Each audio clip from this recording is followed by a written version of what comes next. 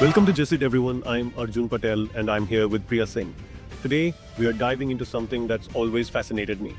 How dance can be more than just movement. It's almost like a kind of prayer or, a geometry of energy. Priya, have you ever thought about dance that way? Absolutely, Arjun.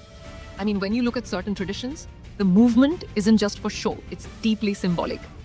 Take the Andalusian saeta, for example. The way the hands move, like sharp arrows, and the feet actually draw a cross on the ground. It's not just choreography, it's a kind of spiritual geometry, right? Yeah, exactly.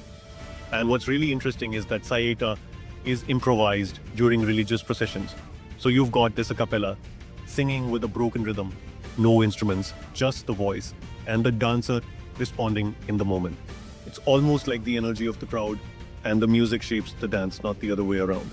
That broken rhythm is so haunting, isn't it? The way the singer's voice kind of cracks and soars, and the dancer's gaze stays fixed, almost motionless. It's like they're channeling something beyond themselves. I always find that improvisational aspect so moving. Like it's not about perfection, it's about presence. Yeah, and it reminds me of this temple dance I saw in South India. The dancer was improvising to the rhythm of the drums, but every gesture had a meaning, like the hands told stories, the feet traced patterns that were, well, almost mathematical.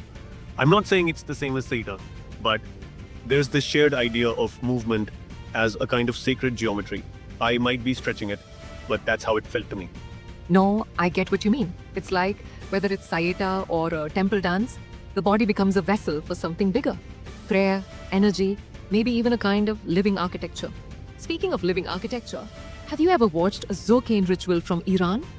It's called the House of Strength, and it's this amazing blend of martial arts, dance, and poetry. The athletes use these wooden dumbbells, mill, and this bow made of bulat steel, all while rotating in the center of a sacred circle. Yeah, I've seen videos, but never in person. The way they move, it's almost hypnotic.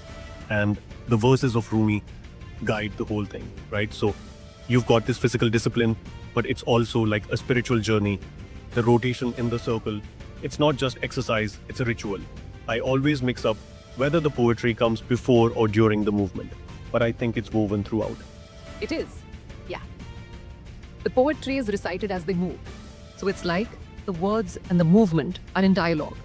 And the circle itself is symbolic. No beginning, no end, just this ongoing cycle of strength and surrender. It actually reminds me of some South Asian martial dance traditions I studied, where the dance is both a fight and a meditation. Like you're training your body, but you're also training your mind and spirit. That's such a good point. I mean, in both cases, you've got these objects, the mill, the bow, that are heavy, but the way they're used is almost graceful. It's not about brute force. It's about refining that force into something almost poetic. I think that's what makes these rituals so powerful. They're not just about strength, but about transformation. Exactly. And the fact that Rumi's poetry is at the heart of it just adds another layer. It's like every movement is a verse, every rotation is a line of poetry. There's something really beautiful about that.